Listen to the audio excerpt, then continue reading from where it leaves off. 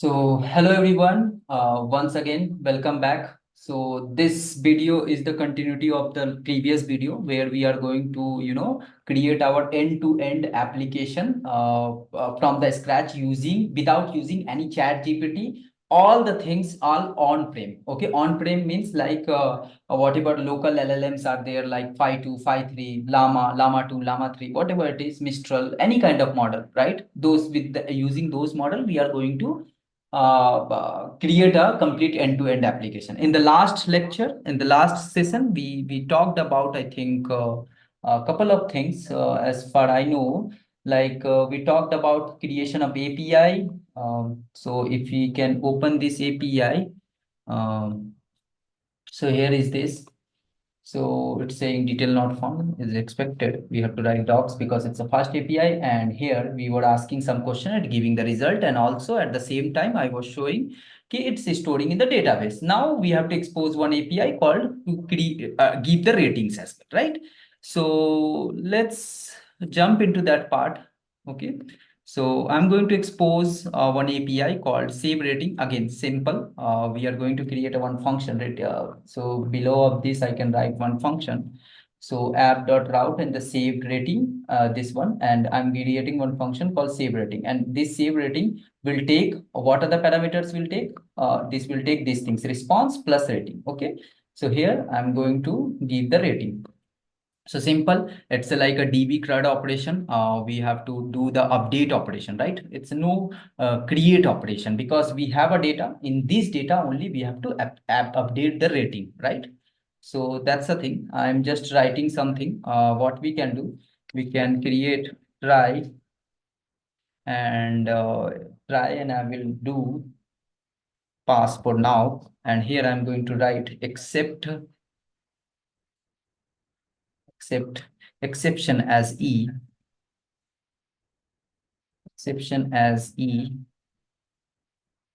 and here I'm going to write raise http exception, and here we can write http exception or slash status code is equal to 500 if there is any error, comma details is equal to STRE. Okay, that's simple. For now, we have to write our logic. Here we can write our actual CRUD operation. So again, we can do the copy pasting, this connection string, cursor, all these things is the same, right? So first of all, create a connection object. Let me create a connection object, and cursor also we created. Now, once the cursor has been created, we have to write our CRUD operation, right? Like update operation basically. So very simple, and I will write this CRUD operation here. So update response set rating where answer equal to answer means answer whatever response we will pass from there. Okay. So it will do and it will update that part. Okay, cool, very cool. So what I can do, I will just run this and let's see. Okay, and also we have to return whether this status has been updated or not. So what I can do, I will do return, and here I'm going to write status is equal to colon success. Okay, so success, that's fine. It is okay. Now let me do rerun this application so that I can show you. Okay, so this application has been ran, and what I will do, okay, this got refreshed, right? So here I'm going to run once again to try it out. Here I'm going to make politics. Last time we tried this, and user question, who is the Prime Minister of India? Okay, and Phi3 latest, that's the same model we are going to use, and run this. Okay, it should run, and you should get the response. Let it to be run. It is running. We got the result. What we can do, we can copy this response, and yes, we can copy this response, and we can go. Oh, still that API is not showing here. Okay, I have not rephrased this, it seems. Like now you can see save rating came, right? So here inside of refresh button, I can paste this response and rating I can give something 5. Okay. And we can execute this and you can see a success, right? The rating has been updated. Now I can go to my DV and I will do refresh this page. And you can see the second question came and here is the rating also got updated. So yeah, this is the part of API. Now coming to the part of UI, right? How we can build a UI and so that complete end-to-end application we can do. So for building the UI, I am not UI guy, frankly, I'm speaking, but yeah, Python provides some kind of library like Streamlit and Gradio. With that, you can build a UI as well. So, and it's again, there is some limitations as well. You can't expect that you can do all those things using the Gradio, but at least for the POC's purpose, this libraries works well. So I'm just doing Gradio app.py. I'm creating one Python file called Gradio app.py, and I will go to my Gradio and I will just import few of the libraries called again and see this application, two application has to be done. One is running at the backend, another is the Gradio app.py. I'll run that. So first I imported the Gradio and request. Request is to, what we call, to call our API, which is running at localhost. Okay. So you can see I'm just creating one function, def generate underscore response. And inside of response, we have to give a few things, right? What are the things we needed was context, comma, user question, okay, user question, comma, model. So these are the few things we needed. And then we have to hit our API. So here is our things, context, user question, model. And this is our API, like it is running at 8,000, right? If you can see this, if I go to the console, my API is running at 8,000. If it is running at 5,000, you can mention here 5,000. My API is running at 8,000. And first API name is what? Generate. If you can go to the main and there is a API endpoint is what? Generate. So API generate. And this API expect three things. One is context, user question, and which model you are using. And then request.post URL and JSON data. This JSON data, and it will give you if it is 200 status code we are making, and this API itself will store the data inside of your DB, right? And that's the thing, generate response. Similarly, I can create one function called save rating, right? So save rating means again update wala API, right? To save the rating. So here I am calling one API called save rating. Again response, and this is the rating, and response.post, and this is that, and user rating has been submitted successfully. This is the two function we created. Now where the Gradio application will come into the picture. So now I'm going to create a Gradio application. Very simple. Let me just, I'm just doing that things. First thing is that, okay, so what will be the interface we are looking for? Wait a minute, let me share my screen. Just a minute.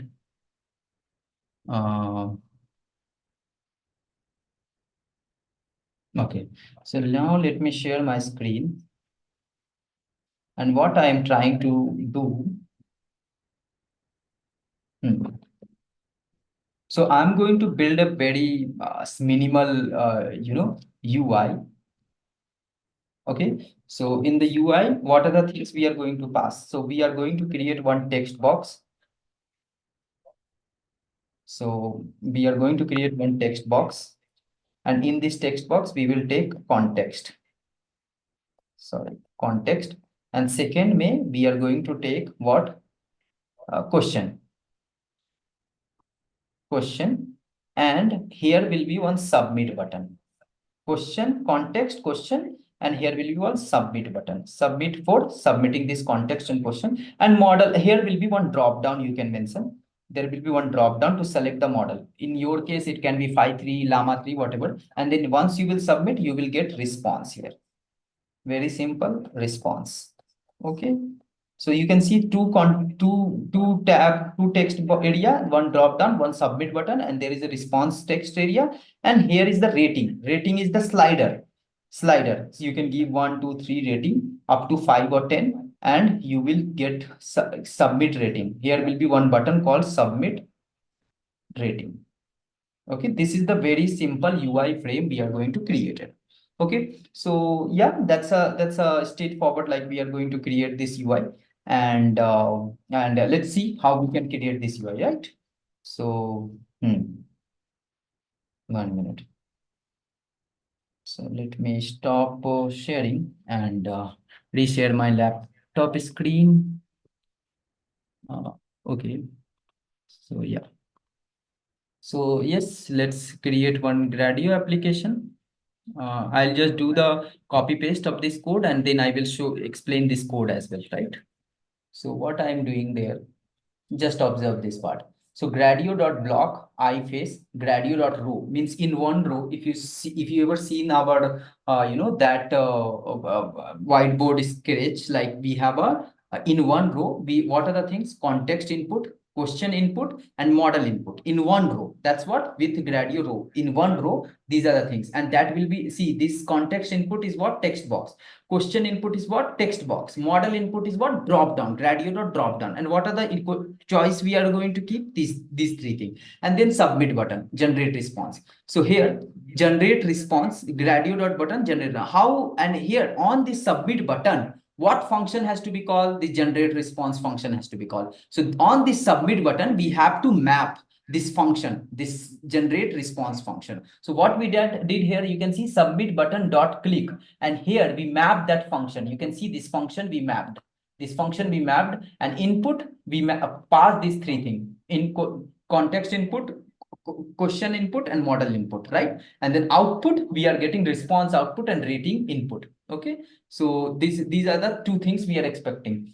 And once this first row got completed, it will get the response, and the response output, again response, we will get it, and rating input, it's a slider we are going to keep, and this is getting done with the gradio. This functions is already available. This is called component, sorry. And then again we are clicking on submit button, and this is the rating button. And what are the function we are going to map on the rating button on click? So you can see submit rating. It need two things: rating response output, rating input, and rating output. We'll get it, and we are going to launch.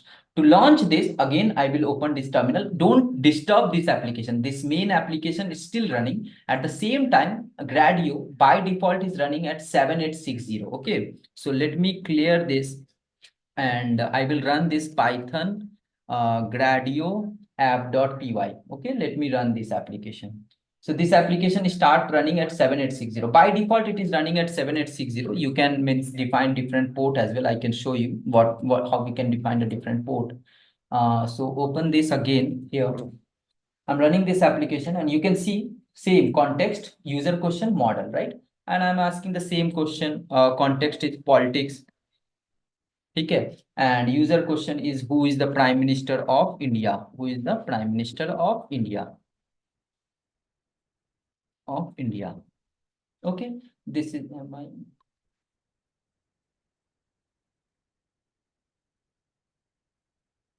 Okay, and here in our case, I have given multiple choice, but you can give whatever models is available, and I'm clicking on the generate response button. And okay, it's debugger, that's what it is always coming here. Let me run this, and the response is coming. You can see loader is running. So once the response is coming, so you see the same response we got through the API, and same response we got through the terminal, and same response we are getting with our Gradio application as well.